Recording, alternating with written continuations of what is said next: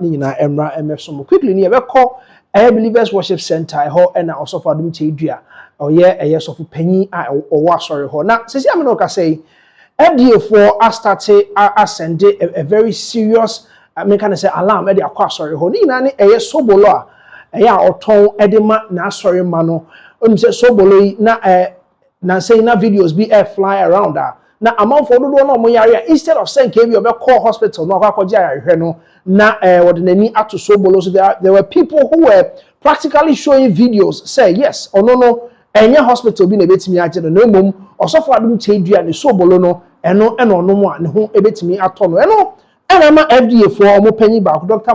Martin Kusi ono ena ye director for tobacco and substance abuse ono ena da no na odensem ba betudwa wo interview bi ye mu kiremu say sa Sobolo no enya ade se omo aba be ka omo nsa se ade a ye de sayare enka senka ebeba mo ho mpa mo register enka ye for me kan say beverage enanka omo be register no under na say ebeba say ye ton the amount of so omo de say omo ho yare a na ni oso omo ba na scientifically omo kom hu say enema ben na wo Sobolo no mu a etimi sayare because untimi nkoton emfa amount of mo nto enkonkondom so omo de say omo ho yare eye for refreshment we beto Sobolo no anom for their refreshment sake but then so the best ho yare de e ade a wo say FDA for omo aso eti bi no omo make sure say omo ebetwa sa na ma no so enti sisi am no ka say Sobolo do na amanfo to because omo tonton nua ne wo kwan ho kra etitru o na poster ni bi bo ho a no hwe ho ye because bia na Sobolo ni bi fra enti amanfo do na omo ton nua ne wo kwan ho no kra so obi hu mpo say papa picture bo ho a omo hu ne say obetimi ni Sobolo ni bi afra ne ade na omo ehwe omo hu ye sisi am no ka say the FDA for omo raise alarm on Sobolo so for Adom Kyei Duah oton e na sorry ho am ne sorry ma no dodo na de omani atoso say betimi asa omo yare no quickly ne be call na Dr. Martin Kusi ne nsem odi tudwa about also for Adom Kyei Duah na sorry ni Sobolo a omo eton e wa sorry no yen ko ne ko ginchemu on ho ne mra e mebie mu ma mo ofia me designation na me director for tobacco and substances of abuse okay and no chere say mi di mo akotene pa say ye hye emra ni kwan e fa so e be regulate tobacco and I say maybe akankasa mo be ka no bonto bonto yeah and on the other side ye wo enuro ni niema bi anipa ufa de ko hunam no mu a e ma wo ya addicted yes and your friend of substance of abuse good so we use ade bia na e ka wo a what they say and I will misuse ada ebetima ya duro ebetima ya alcohol ebetima ya bibia and your friend of substance of abuse and no me na me director wo ho okay nti mrado no you call round na ye hwehwe because ebi wo ho for instance aduro bitimi ba krom ubon say enye so you use for maybe pains and bibi ubon na manfo to aguso yeah now mo fa no like for recreational purposes yeah obi wo be so high keke ndi so fa ba ko a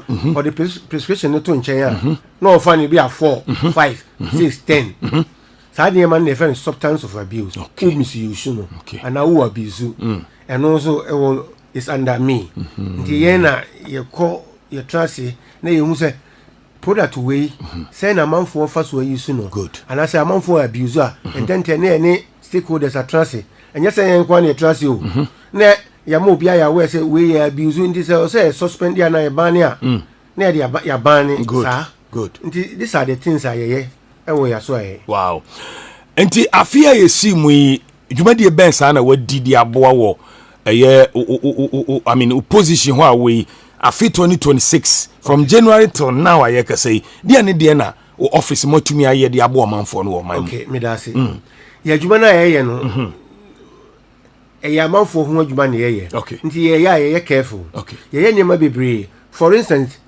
Easter festivities you call so many pubs meaning e be bia bar ni be bon nwom ni yes bia bar ni de ka kan ya and also ye ni omu dis awo so pa because the whole substance of abuse ni tobacco no ya abuse no okay and ye chichi ni pa bebre over 60 plus okay ye process omo e bi be ye fines e bi be court so because ye wo mra wo kro no mu for instance tobacco fine tobacco ye mbane okay ubetimi ayusu say bonto wo de betu jam na de shosin ase o say wo no like cigarette o obemini o say ye powder na ye frɛ no ebi asra na ye di so ahwini ma na ye gu yanum no eno so ebi te saa yes ana cigar bibre nti kwa obefa so ayisu no because you baby I frɛ no untimi smoke in public for instance say ebi a wotie a high wo fie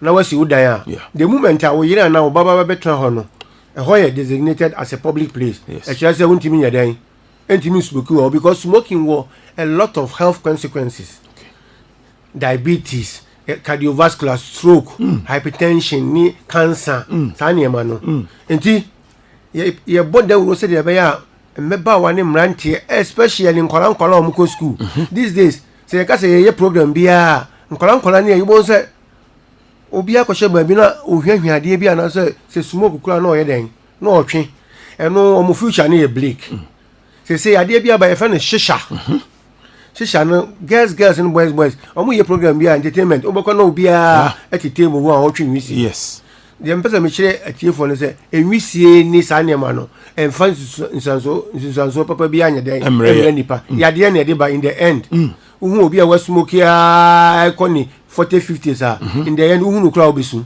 because ye den ye bibia enye nti enu na ya fatu ye ho so ye bo hu dawuro especially ye ko schools ye ko mosque ye ko churches ye ko ejom to make sure say your boss ada ru say dey be ya nkola na omunya mpeke sa bad habit we no omma ho kra because pain for dey do ba bia eden pain bi so no ye na dwon so obeja no so yetimi na kwankyere say dey be ya obetwe ne ho afiri sa ne ma no wow eni adwuma no so ani na so adwuma no so papa ma mimbusa we na o ka bibia about public smoking yes na say Ghana ha ye mra ne kire say ni kwan so be smoking in public say the mechanic no public smoking no, of course is banned because you feel be designated areas for smoking just say PC ha ma bay untimi nka say obetima tra be reception wa na studio ha smoking say obi person smoke a o say munya a place e bia bonka na se ha ana urina bia chi ba bi na ma twa boso ha na smoking okay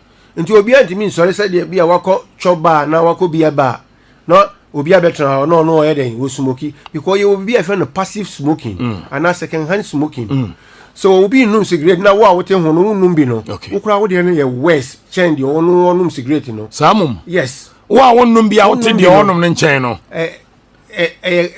ko cheze bibia wo ye bia wo inhale ni nyina 100% nti e more dangerous change obi a no ye smoker no wow nti na ya ye bibi say friend no areas for smoking nti say a pub or say a restaurant or say or say owner no ucha minim so kiosk bi na obeye no chamber bia no atwero high smoking area nti every for ye monitoring ye ba o pub na bia ba na restaurant na obi ti inside no onum cigarette na say nipa no onum cigarette ye ni asem okay owner no who na be hold responsible because wow ye chire omu nyina ye ni Ghana tourism for nsawoso a ye di say de be a hospitality industry omo yes anema no obi antimi nyina ba bia na onya den on smoke by heart tena se mu wura papum na mu wura papo na mu kono biti ho e smoke wa bre o manfo no biti around a pap wura na mbochi no yeah pap wura na was because wanya na adwuma ye because pap no inside no so twere bo ho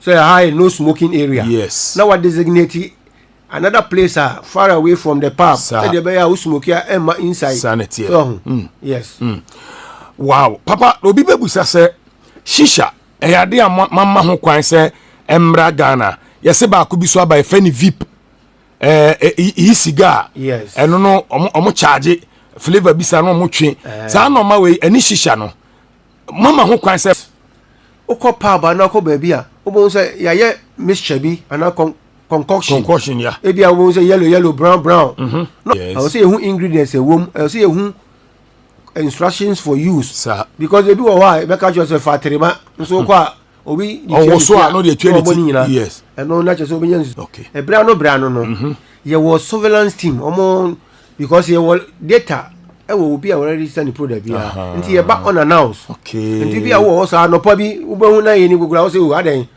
mo ba man kan kyerɛ me saa na ɛyɛ no nti e ba de wayɛ bia no na yɛ den yafa bi ɛna yɛfɛ bibi batch adwuma na more of field work than office very more than field work ti mo hia personals bebree ba mo nte no nko there are other issues FDA for we don't deal in spirituality the challenge say so what say Sobolo no esa sabi yade bi we a ye nye so ko bompa egu so anya no ne ka ho asem so ufu say esa yade bi a also de ba na hwehwe we for scientific investigation ndi so obi ko gira ba bi no ka cho say e bi a Sobolo ye de sa yade bi a it means a Sobolo na wo no enye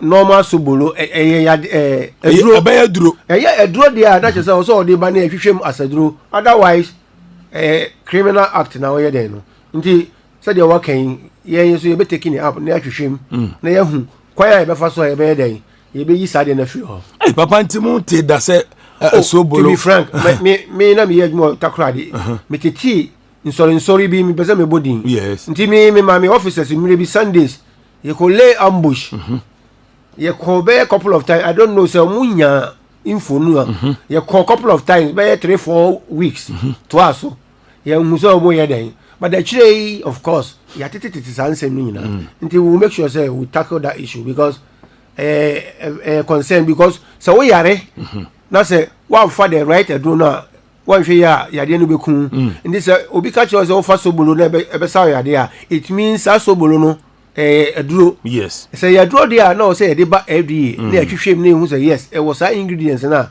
e betima ya den asasa ya de no otherwise not just say if it be deception. Okay. So can you be specific, sir? Yes. Sa Sobolo ya make one semi. Mon register. I just want to know. Okay, I've not seen Sa Sobolo no, so I can't say. But Sobolo ya register na just to quench test. A drink. A drink ni ano. Drink so dey ya nom keke. What dey say? Nya taste. Nti obi ani o di Sobolo be ba e be register ma say ya duro. No, we won't do that. Good.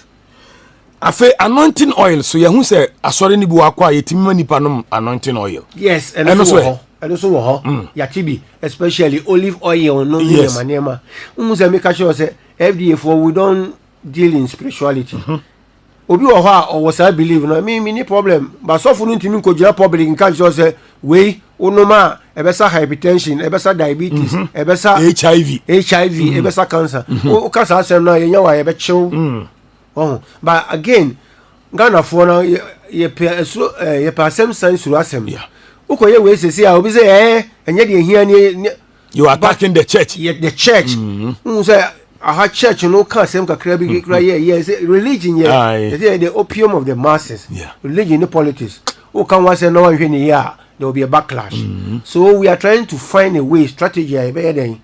You be navigated through yenya any instance bia what they say because we are okay from Adam's time from time immemorial obi ko for bibi o so obompa ya gusufa obe den yet ya say no wo any problem I don't doubt that yes but again you mbese nipa bibi wako di sade na chi na afi obeti no na wo twa hwe ya say sign dey go hospital because twa hwe wo ho a sa sofo no ka che no ntimi mo mpa ye ma wo nye den and sign my back and no you better rush you to hospital you better na minim amanfo bia ya twitwa wo nan ne because of san nema we oko asori na ne ya brain wash you say wonum sade we ya e be den later on now situation na ya den aye worse obi o hypertension ye bom pa ye man ne nema no onum nuro bi nema afi obi hu na aye worse o de ne ko to hospital na che say wa call the crutch enti na ye very careful because o yare dia hospital na also o yare o ko wait me abon pa me ni problem me ko sorry me bon pa but me yare I have to make sure say my call hospital ma ya tru adura ma me because na be jo because ujaya one Uganda obiti ye di nipa gu ayi mo mu nyina ya den ewu nti o say very careful me mama asem be preach no FDA hu asem na make nti product bi obi ayi so bi na say ye hwe wo ho Sobolo na ya ton no so o say say ade na o so otwiro gu ho nti wo so abaji bia wo nom no hwe say FDA number wo approve say o so dwena nkwa ho yes wow it makes sense papa semeti ase ya that means ade bia nipa ye di bia no kan yem no esenka mo approve ansa yes say ne nka ye fufu ai wo fie gina ara say fufu no ye na ye vigilant kakra okay te say shop bars in your money.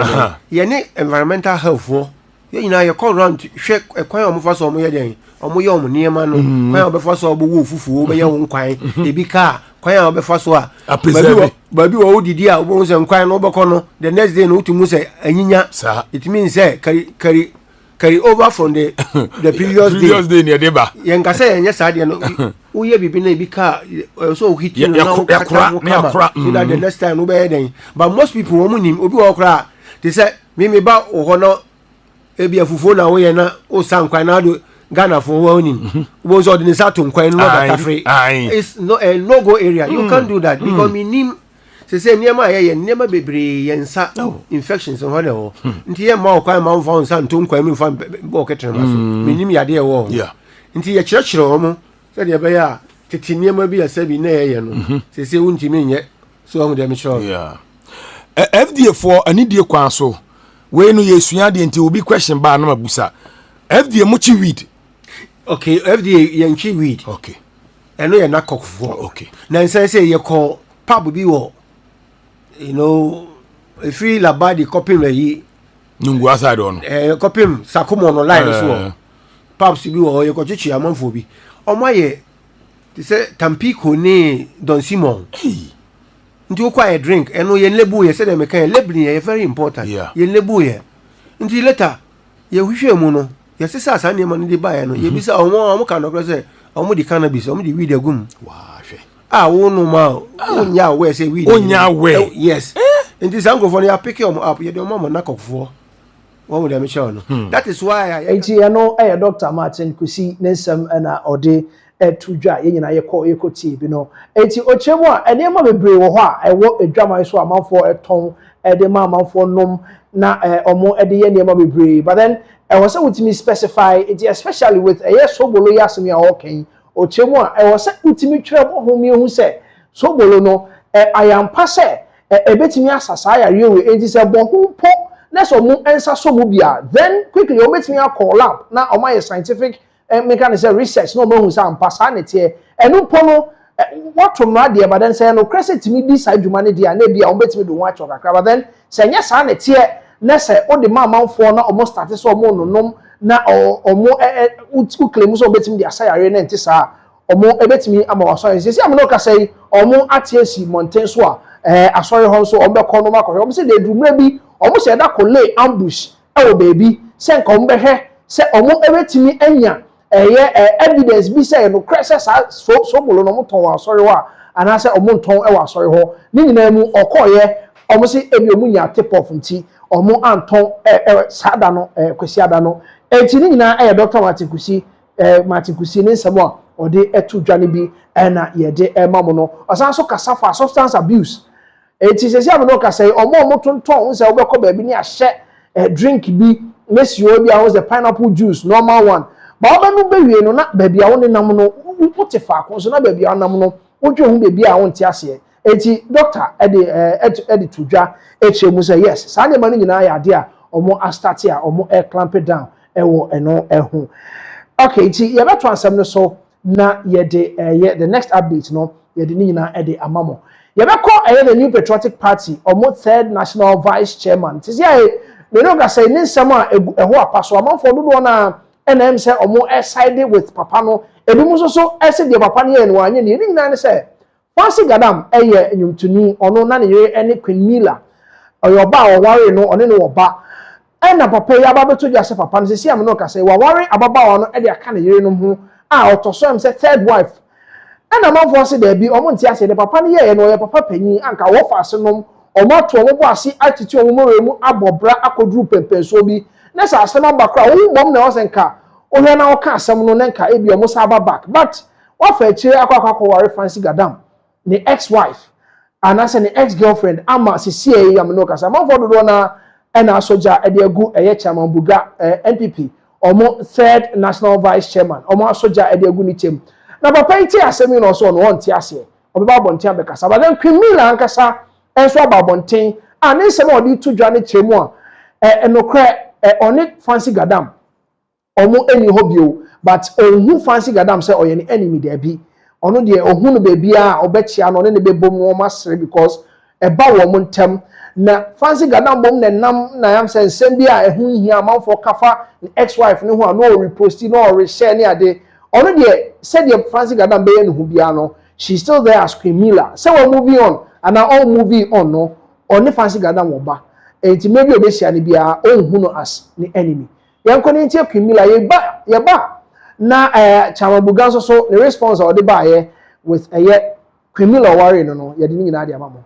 ntie Queen Mila ne emra say when also when he came online to say we were no more, he said we are not enemies because we have a child. Yes, me, I will never see him as an enemy because he's my child's father. If he sees me as an enemy, reposting every video that people talk shit of me, call me all sorts of names, forgetting whatever that we both have been through or I have sacrificed for him, that's his own problem. I'm not here to come and talk about what I have done or what I have not done. I don't have time for that. You people can continue.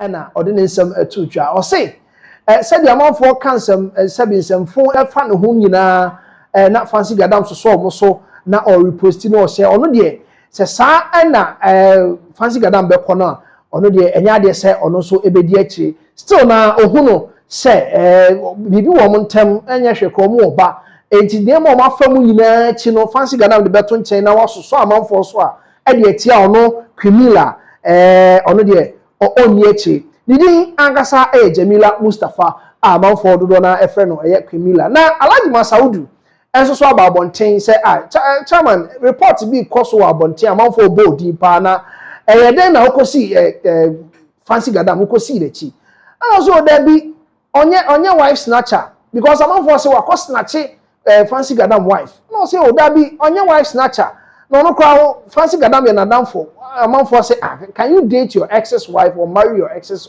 your friend's ex and then circulate me share na menti ase no know say chemabuga ho na akwakoka na chemabuga ho bisa no say den na okoje fancy gadam wife ono edinsem etudwa kire mu say enye sa na tie enti e be kono tie chemabuga ye ba after say okokasa wie no still na the reactions no nem say doso nti ono angasa pe ono on platform edi nchemu bae enti enko ne ntie the very first time I yebisa chemabuga say ye den na akoje fancy gadam wife ye ntie no ne emra sise fancy gadam meaning any problem me kra me share no once okay our no oh me yira fi baby a me share no some restaurant once be our cry and what happened me share no once be bet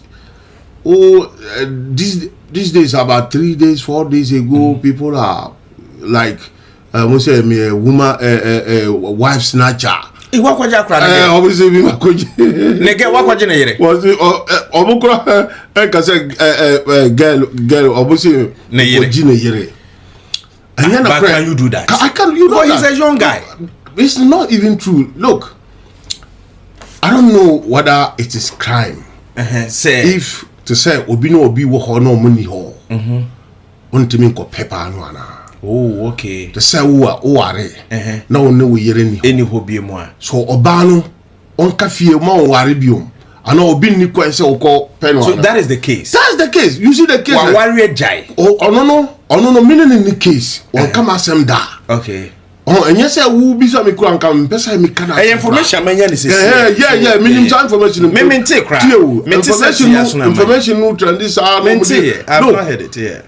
Oh no yere na on ni ho even onu nkasa wo only that guy no that fancy gadam himself came boldly publicly and announced that he is no more with the lady. Okay, no more with the wife. Okay. To say only ni hobium.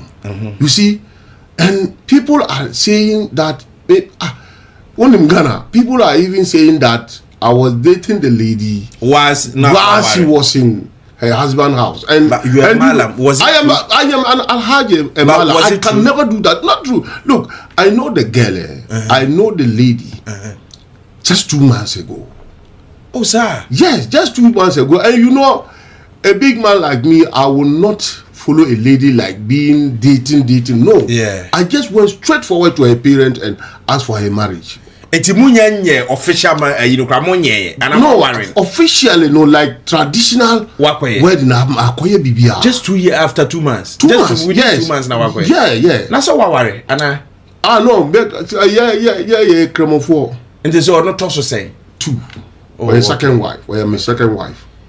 Just 2 months here. Yeah, 2 months. Me meeting no 2 months no. Onim nyame wo bibia oye.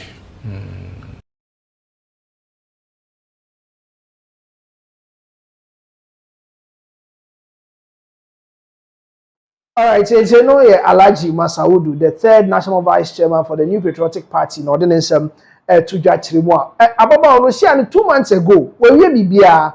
Enti amanfo nsem a okeka na one fancy gada me wari ni nyina na one ne hyehye ho ni nyina no kwabia enim na sa ababa wano po fancy gada man kasa ababontin dia betu dwa se one ne jai ababontin di video ba ye enti sa ababa wano ene fancy gada me jai no nche sa ababa wano ntena ho kwa wabra on san so konko wari enti ono so hu se kwan da ho ene oye faster okoye ene ababa wano ekodi nkomo a oso akofia koye bibia traditional marriage ne niema bia oso ko hu abusua ni nyina Alhaji Masaudu aka Chama Buga so waye ozo yo bibia buga nti fast 2 months we bibia na am say backlash no the echo so baye na am say the we omo etwetwe nsem no asa akoye politics kakra papa ono chairman hu ne say politics kakra bamu na asa manfo e dey for MPP ni ade oso no enkramuni what I say but still now people are saying say papa na anya ade because oh papa panyin on say nka kra na anya asema na nkwa ka mo onke ye na nko bisa baba wa na ye den sika bi na mu hia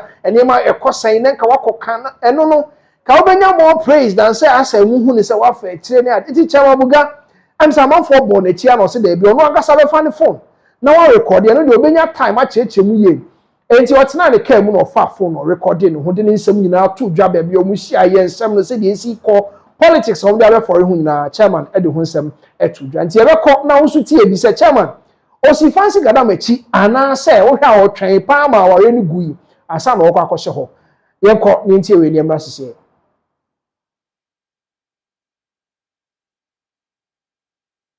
Yes, before I bring her video no medical to just say one gasa tie movie na hwe se sign na niema esitie because 2 months dey bi mu hu ni se eswa 2 months dey eswa da ben na usi ano na je say e be proud to that na be 2 months from there wedding preparation any ade but prior to that no what was the communication and as a conversation of course within 2 months omtimi edeware ye yekorintie Chama Buga ne emra sese. A'udhu billahi minash shaitanir rajim. Bismillahir rahmanir rahim. May peace and blessings of Allah be upon all of us here, fathers and mothers, brothers and sisters, ladies and gentlemen.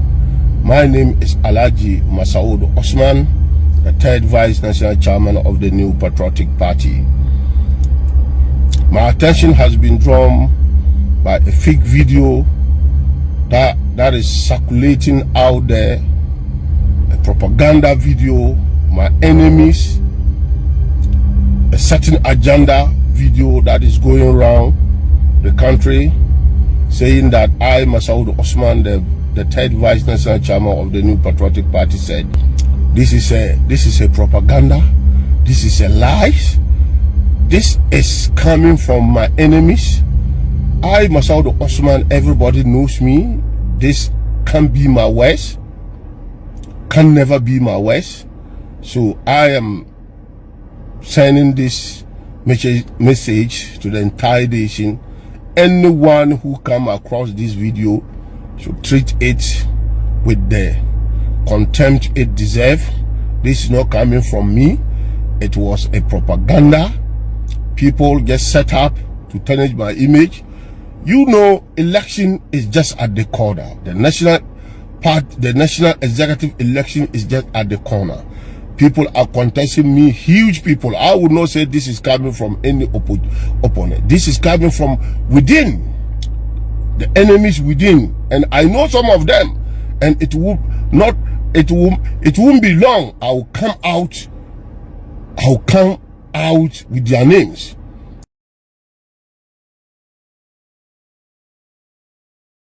All right, that was Chama Buga. Ochemwa, the enemy within is bigger than the enemy without. Into on one here, the party for and no one who say internal elections are ebe baso and no start say this propaganda no eba bonte. Say chairman, em say osisi nkran na chi kakra e jem say wona ma na wo so ahwe ho ye because unze chemabuga ba maybe how the wife show botom ti sana ni kan say the opponent no mo ka e de fa ne ho a o start circulating news no e de kwa bontin say waji obi yire ni ade enti uhu say amanfo kasasa disregarded and fast am serious because o ma sheda so be so di den egu nanimu asen ti no Alhaji Masaudu ono eye NPP national vice chairman third vice chairman and some of modi ato ne so se wakoje obi yire no ode emu ejemu enso so ede aba.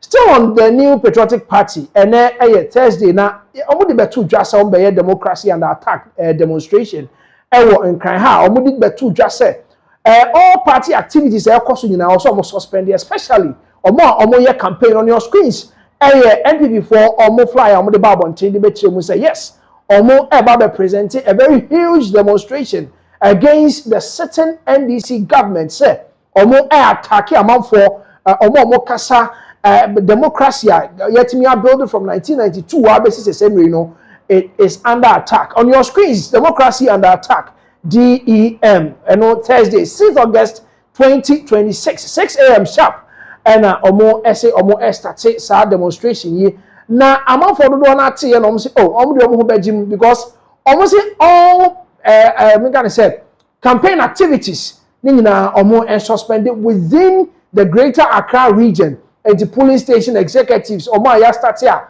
ya to omo so aba nyina no omo nyina omo enhoti omo activities omo ye de abo party no omo twa so na Thursday omo enkamom na omo ntintesuko conference President John Dramani Mahama ene na ban na nyina mu ena na boache na bi e de ehon ensem etu dwa proud to the demonstration no or the ensem ebetu dwa now address the New Patriotic Party omo members any omo executives omo penifo nyina omo enkran say omo make sure say omo be suspended bibia so they can have a massive turnout to speak to the sitting NDC government. Yenko tie na boache na somebody to dwa about democracy and the attack demonstration no yeba series of videos ayewo enye course so demonstration na si nyina ye de nyina be mamo yenko tie na bi ni emra sese activated persecution, selective application of justice, disregard for due process, and actions which, in our considered opinion, threaten the independence of critical democratic institutions. These developments have raised serious concerns regarding constitutional governance, the separation of powers, public confidence in the administration of justice, and the continued strength of Ghana's democratic institutions. Our objective is neither confrontation nor disorder. Our objective is constitutional engagement.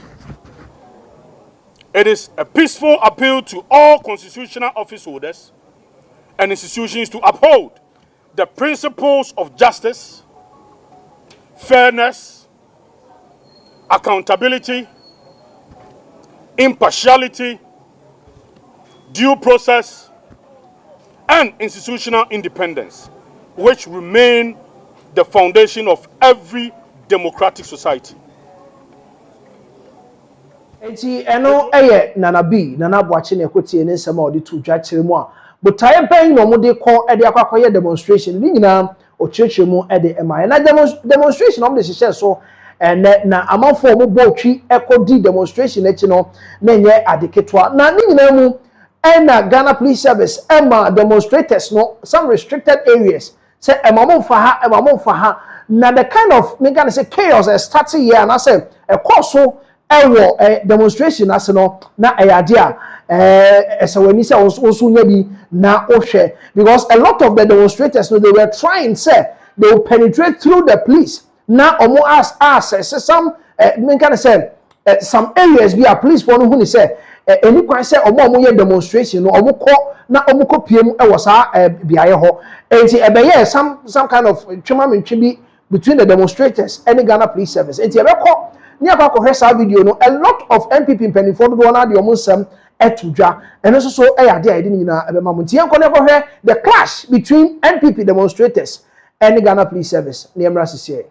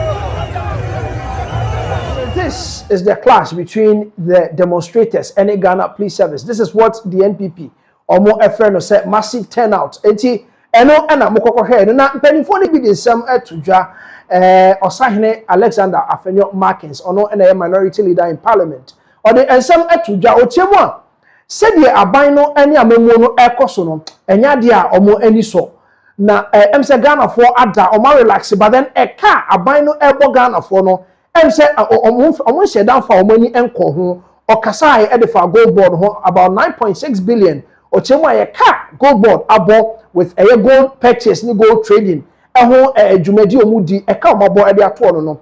Ozano Chemu say no a selective justice as almost no much way, almost no much way. A bear din the amount MPP for no say Pomanga San call for they are going to the extreme. Say Omobeka Sabone Edia Fa by no humpo, Omobe try say. Ombe yomo edi ababonten enti said yomo eye selective justice no eni yomo so kan ombe kom ho bom a demonstrate edi a kire aban no Osahene Alexander Afenyo Markins said the nsem atudwa o kire mu a aban no omo ho modene said ye omo esusu yesen kombe ye no yonko nti Alexander Afenyo Markins nsem o de tudwa o demonstration as na emra sese.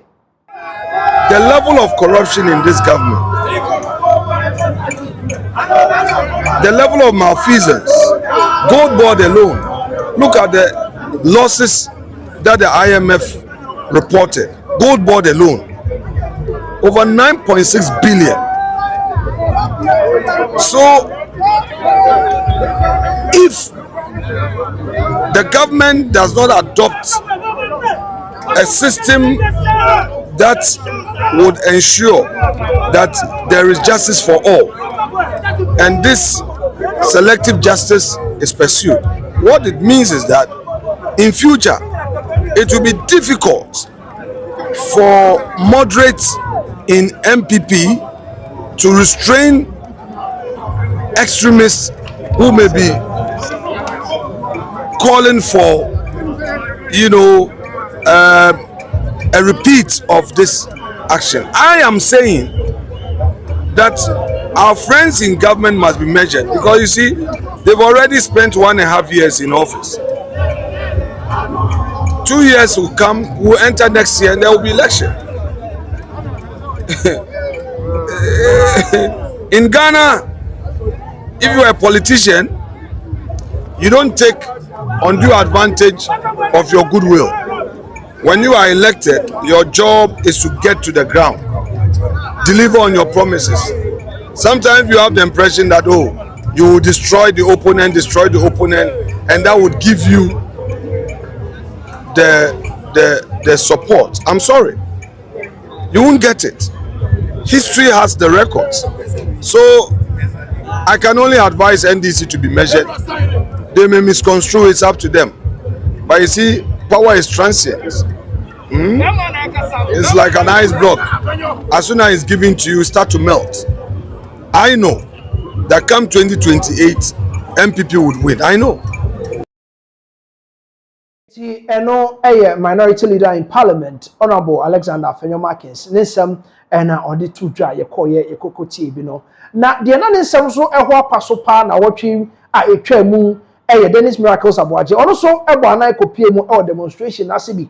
Now, on say, among for starting your money needing Komono, personally, Omoko, straight to Dennis Miracles Abuaje, no Mobisan, and say, I just have bank accounts, Bay Loom, ya closing in Nana, so my freezy, Bank of Ghana, freezy, and I say, Yoko. Omo freezy omo sanso freezy o landed properties bi ene ade and omo bisa no also ono de ono ante free yoko ho per what he's saying no temu bank accounts no e ade a oda so operate onya hwe free omo ho meaning say he still has he still having access to those accounts or the AD juma and personally o ka se mo fa me nsam no tonche ne ye hwe de nti ene ye hie mu aha enti o de nhie mu no demonstration no ho nsam nyina tudwa Obekasi Achobi with 150 million Ghana cedis and dollars in Komobia President John Dramani Mahama no di ayechi abranti also on TSS abranti no kwaya chelo because this video was already in public space come or share keke enti na yechi abranti no ehun hia se ombe demonstration so on the basis anima we nyina no kwan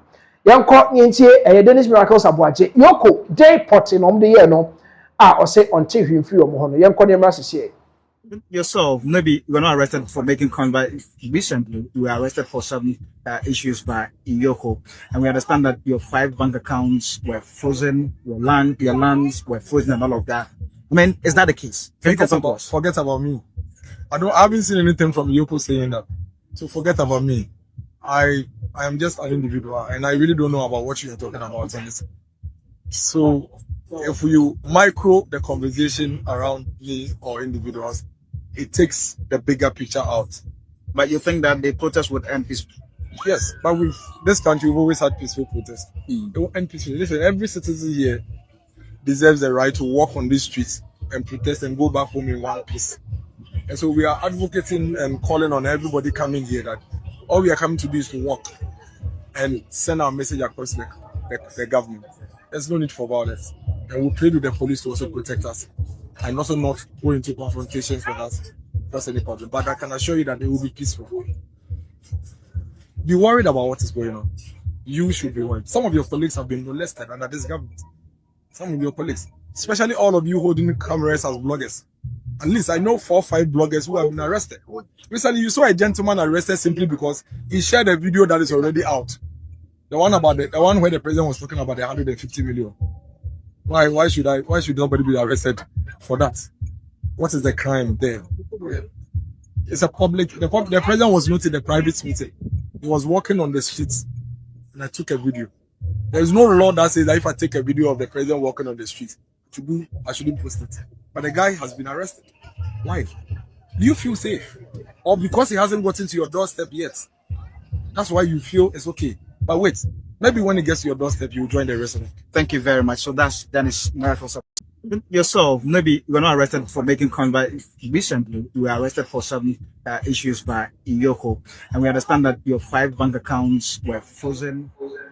Okay, Dennis Miracles Abuaje, then someone also edit to demonstration. I said, now media personality Paul Adom Kyei former Benka penny Ghana Airport Company Limited. Now also PMU demonstration Nasibi say the government is attacking media personalities, bloggers, or more they are into the media space. No who's are buying tata or munti. And also say demonstration against buying or teso say or tata democracy timu say you know say or ya shut democracy down less or tenasia enye nti ono so sorry boanan ekopie ekodi demonstration na chibia na ono so otiatie mu edidi akire di gu aban ne so nti Paul Adom Kyei so ebepie mu de ne nsem etudwa nti quickly no yenko na yentie Paul Adom Kyei ne nsem odi tudwa demonstration na se ye ba series of videos demonstration na se ye de nyina enso ebeka ho de amamo and then I say that I will sit back and not join a demonstration. It's not great that you listen to Joy FM and they tell you that over the last 1.5 or 2 years, nearly 2 years, the law that we all think is a bad law has been used more times than it had been used over the last 8 years. Just this morning, we are hearing of more arrests and more arrests. No Ghanaian likes it. NDC people don't like it. MPP people don't like it. Because we have developed a culture of democracy. We developed a culture of democracy that is working, that we are happy with. Once in a while, things will happen in a democracy, but everyone is complaining, both NDC, MPP, CPP, and that's why you see that many other people have joined in this demonstration. So I'm here this morning to support it, because I cannot be a journalist working in this space and having seen everything that has happened. I mean, I'm old enough to have seen some of Rawlings's work. I was a journalist when Rawlings was there. I'm old enough to have seen some of what happened in Kufuor's time. Nobody's perfect. Nobody's perfect. Every time things happen. Things happen in Nana Akufo-Addo's time that were not great in terms of even arrest. But everyone agrees that the scale at which it is now, we have to stand up and march for democracy. So that's why I'm here. We are waiting for the leaders to come, and then we will start and we'll march, and then we can talk some more. Good morning to everyone. If you are home, support democracy. Paul Adom Kyei and I could see in Sama or the Etuja. On your screen is Professor Jampo of Ghana Shippers Authority. Now, also the name Sam Ababa Tuja. I'll say NPP's democracy and attack protest is a face-saving tactic, and our tactics, face-saving tactics. And no, Professor Jampo. Now, Nisa or the Tuja in that Tremor said the Nyama esi call a memono esi call any a day. Na MPP for almost omo ya no mo pe kwan bi so distract I mean can say o man ni mu na yen focus on aban no ne modern bo na mom omo ni wase a omo gu ye omo ho time on omo aban mu no they just want to find ways to cover that up when so PNP omo so de omo ho edi demonstration ni mu PNP for omo so edi omo ho edi demonstrations on your screens. PNP joins NPP's democracy and attack demonstration eti eno and so ena ye can ehun ensem ede emamo no on your screens PNP omo flag bearer ko gina mu 2024 election ena oda screens na so nti omo nyina de omo ho demonstration mu bi omo chemu a we Ghana for nyina na enya eno ye NPP trying to strike the entire Ghanaian me can say Ghana for nyina mo cycle o ma bi say aban ote so tete amanfo because according to Paul Adom Kyei some of the tuja emra na wo ho a aban no ye nyina yete ase twa mu se obi kika wo ho nsem a ye ma aban no enkonko di nipa na chi nkoche no na mom ye be ye no se why ye ka asem no fa wo ho no citizen wo no na obekọ akodi asem na chi ba wo ho se aban no o ma ji asem no afa o mo over the space of 2 years o mo edi sa mra na o mo so o matwa mu no o mo edi ho ekira more than any other government. I know Paul Adom Kyei ne nsem a ono so edi to join. That is all about NPP or more democracy and attack demonstration no ehon ensem ebi na yede emamo no nti eba to ansem no so na ya to so the updates no the amamo na ukọ ombanjo mami bi efe no Lydia Aboache sisi am no kasai em say obekọ aban kokum on your screen is mother of 2 Lydia Aboache jailed for life for killing husband with broken bottle at Omanjo. Eti akwakoya rehosem kesi somewhere 2021 and started here 2021 thereabout and assembly see here amako ho court as say am no ka say em say omo edit mame no court jail na ensem no me can say ya hope because mame yankasa odi me can say bottle ewo obi kunu ema papa ye hwe no free mu no okokot na bisa na asema onti o se na ni ase papa bi aka because ahomache ena ntawantawa kakra esori between mami Abigail Aboache oni ni kunu esori wo mu ntem a omo ekasa kasa ho a ena okofa bottle a on say bottle so okopa ba na asemsi a omo fa bottle no de bo hosa na ese de aka no ye betimi de edi awu amana yeye ena mami edi bottle yi ewo se be ni kunu no ne mfe on the ribs ne mfimfi sa ena odi bottle no ewo ho ema mami papa yi twahwe ni nyina mu because I ahomache o ma da sorry nti na door na o mo dem pono edan o mo dem no o ma tupunu nim enti fiera funeral so ye nkramoni nti o za ahomache pae no no obo ti nyamu dede no na be distract no ti oto ne bo ase abo ne pae ni wie o wie ko bie puno no omo bie puno na ne puno mi no mo force bie omo ko ha be ha abiga aboaje ni kunu na odamogye mo a wa pray na em say akwakoya rehosem omo ye ya suso mo ade ko hospital ne ade na abanche yi ana say abiga aboaje ni kunu yi okoya oko free mu nti akwakoya rehosem as say am no ka say from 2021 up to 2026 so many years in the space of about 5 years and as see am no ka say judgment aba Lydia aboaje obabekom obabeko prison ama sisi amino ka say the say justice has been served to the husband and Nebusia for eti akwakwakoye arehosem pa sisi amino ka say Lydia aboaje obabekom na yebeko nsem ni mu kakra hawa nsem ni nyina unfold here especially court saying enomubu asem no saying me process being NFMs on your screen is mother of 2 jailed for life after High Court convicts her of murdering husband eti enom ena ewo screens ne so no nti okọ me can say the point by point I hear we a High Court in Accra has sentenced Lydia Aboaje, a mother of 2, to life imprisonment after a jury found her guilty of murdering her husband during a domestic dispute in 2021. Eti Lydia Aboaje for life is for life. A woman has been sentenced to life imprisonment after the High Court in Accra found her guilty of murdering her husband during a domestic dispute in 2021.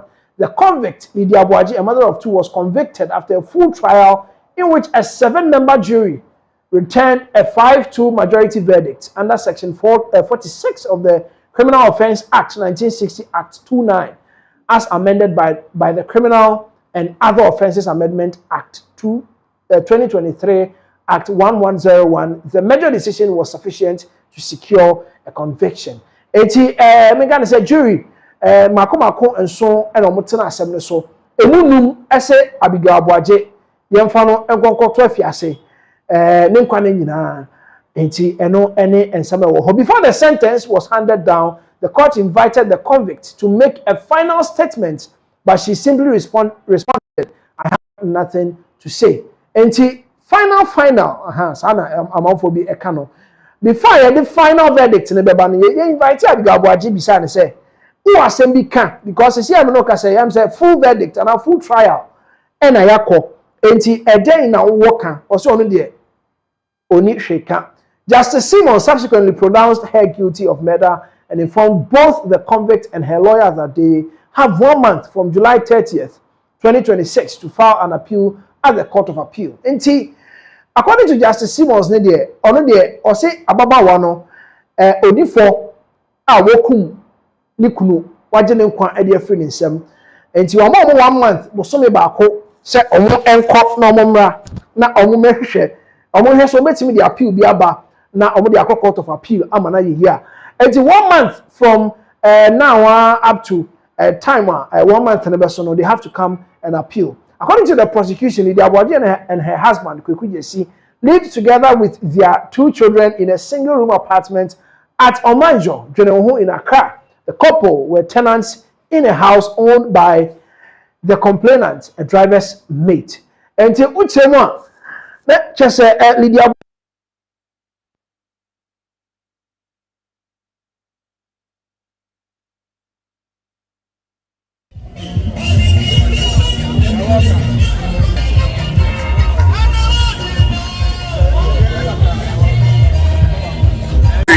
And then I say that I will sit back and not join a demonstration. It's not great that you listen to Joy FM and they tell you that over the last 1.5 or 2 years, nearly 2 years, the law that we all think is a bad law has been used more times than it had been used over the last 8 years. Just this morning, we are hearing of more arrests and more arrests. No Ghanaian likes it. NDC people don't like it. MPP people don't like it. Because we have developed a culture of democracy. We developed a culture of democracy that is working, that we are happy with. Once in a while, things will happen in a democracy. but everyone is complaining, both NDC, MPP, CPP, and that's why you see that many other people have joined in this demonstration. So I'm here this morning to support it, because I cannot be a journalist working in this space and having seen everything that has happened. I mean, I'm old enough to have seen some of Rawlings's work. I was a journalist when Rawlings was there. I'm old enough to have seen some of what happened in Kufuor's time. Nobody's perfect. Nobody's perfect. All right, enti yebe pa ahefo achew se yedefidie na adwuma.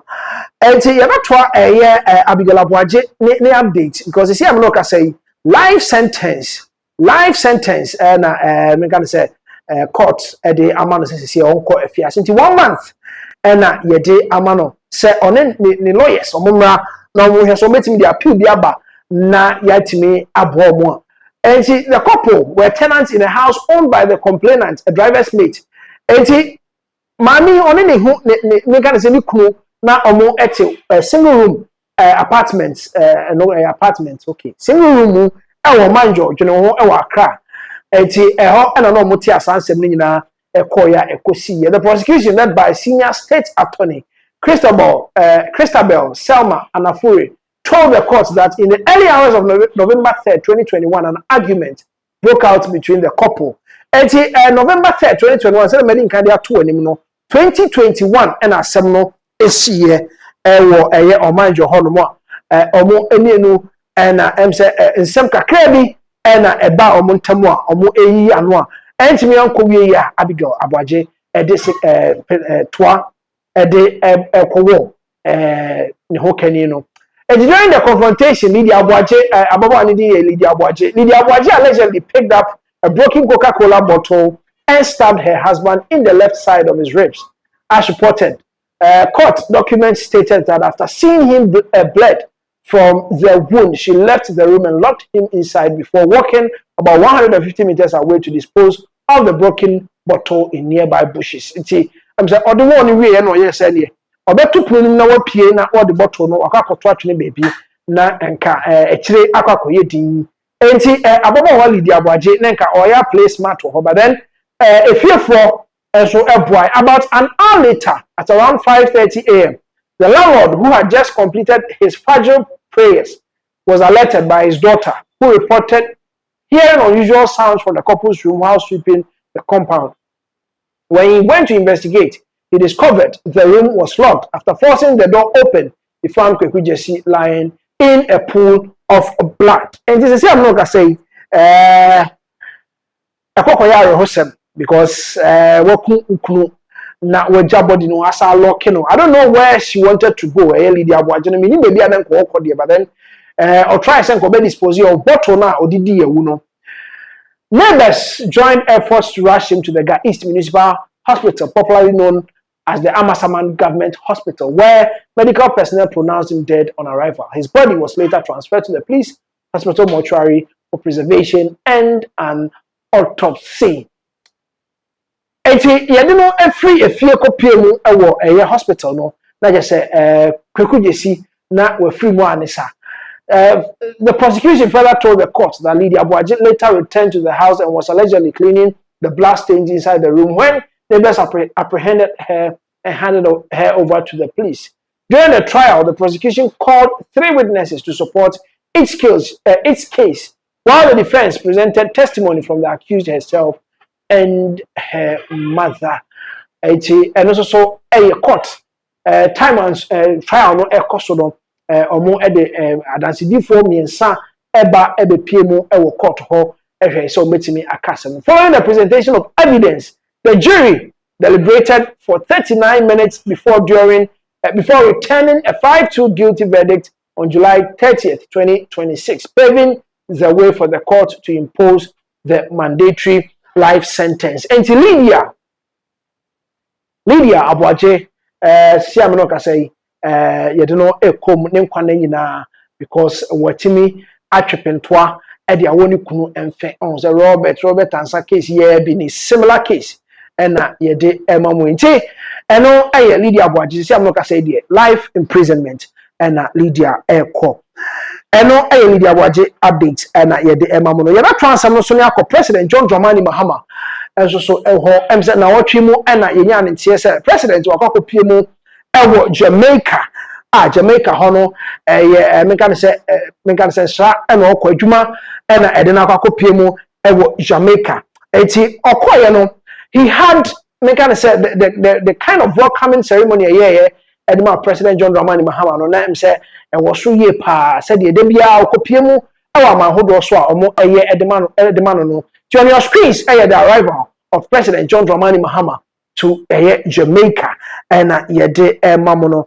And after the welcome ceremony, His Excellency, Most Honorable Sir Patrick Allen, and Governor General of Jamaica, at the King's House in Kensington, and Okoye Ekopiemo Ewoha, on Nina Ekobomo, Eko Etche and Komo. As quickly the arrival of President John Dramani Mahama to Jamaica, Okopiemo yede eno arrival no ebemamo. You can see on your screens sir the foreign affairs minister eka ho na omo ekopie mu ewo Jamaica President John Dramani Mahama and so na washe ne kaftan kama and this is the convoy President John Dramani Mahama free airport edin kopie the King's House ewo Kingston Jamaica. And quickly we'll just take you through what really happened. President John Dramani Mahama arrival ewo Jamaica na yeba na nkomo ben e na odi tudwa ni nyina yede ni nyina e de abremo ti ye the arrival na emra sese.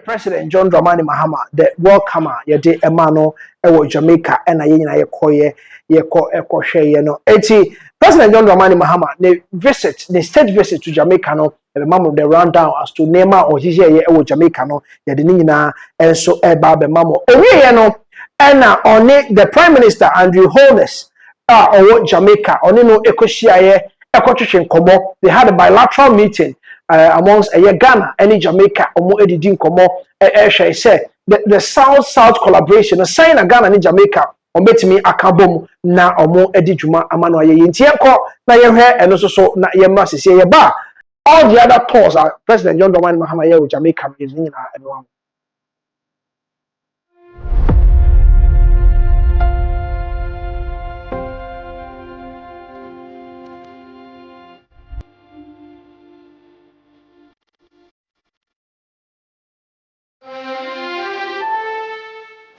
We are pleased that this visit comes during the Emancipendence period in which Jamaica commemorated on the 1st of August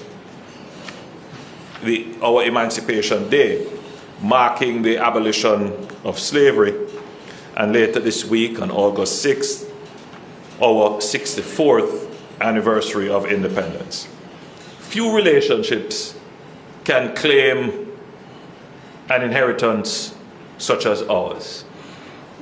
What the Right Excellent Marcus Garvey conceptualized and Dr. Nkrumah implemented laid the foundation for a dynamic relationship between Jamaica and the Republic of Ghana, rooted not only in our shared history and culture, but in shared convictions about freedom, dignity, sovereignty, and self-determination. With the advent of Pan-Africanism during the period of colonialism, several strong pro-Africans came together at the Pan-African Congress and held discussions, initial discussions that began the move towards the liberation from colonial domination. And among those strong Pan-Africanists of the time were Marcus Garvey, our own president, Dr. Kwame Nkrumah, and several others. We discussed bringing Jamaican and Ghanaian business people together. I think that that is one sure way to begin cross-investments between our countries.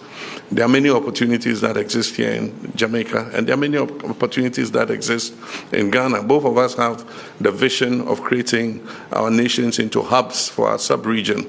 And so hub to hub, we can cooperate both in investments and in terms of movement of people and services between Accra and Jamaica.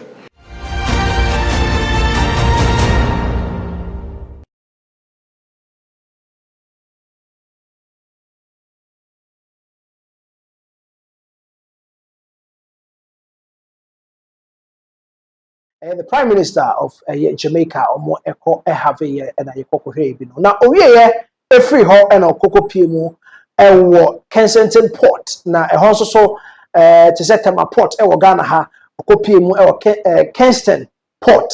Now, on a more honey be editing Como, and some of the government officials are more Jamaica, Moko Pimu, editing Como, said the bilateral trade between Ghana and Jamaica. Yanko never heard no so na yebra sisi yeba na yede aka na mamo.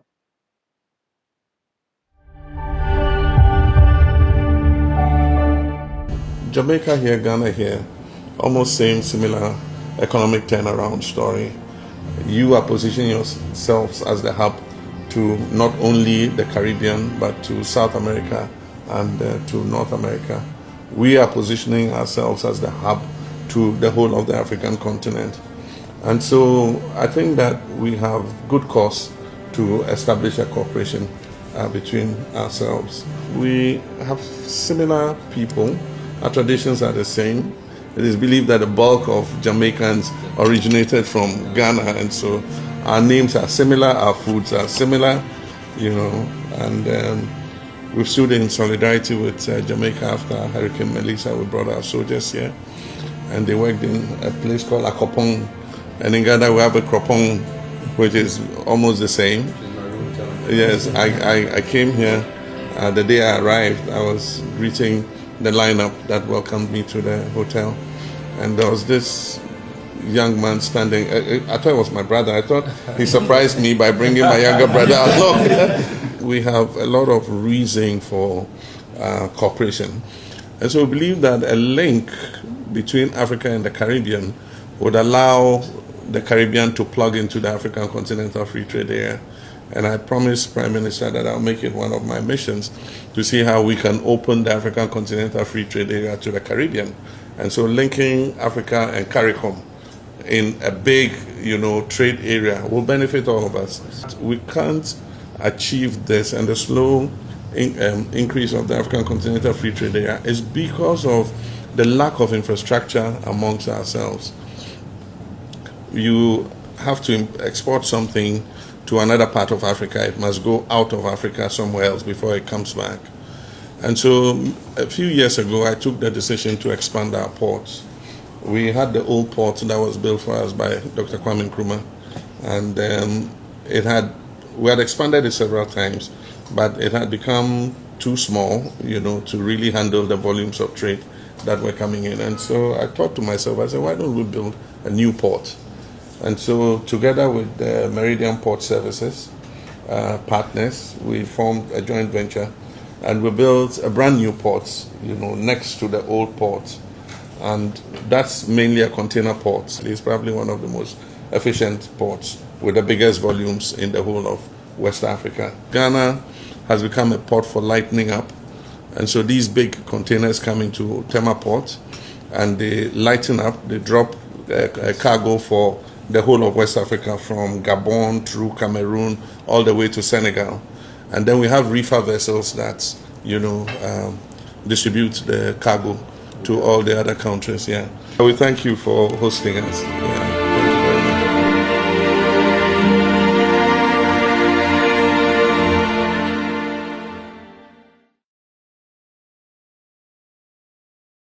Thank you very much. Mahama ewo Kingston Port ena yekoya yekohwe ni yewie no ena president Debbie Namenka ho omuwie no ena okope tribute edema Marcus Garvey ono ena de Garveyism edebaye ono Jamaican political activist we free mu na we free mu no ena de Pan-Africanism ono akasa no de akire na people of African descent ono so eka ho bi ena sa reparations ni ade ni nyina na ono so edi mu ntintimai ono de start ya che asana nanado any president John Dramani Mahama finally omo enya judgment ama people of Africa and of African descent enti enko ne ngo hwe na president John Dramani Mahama ebi musu na obo solo ku da bi na obo bass drum yenko ne hwe president John Dramani Mahama na yemra sese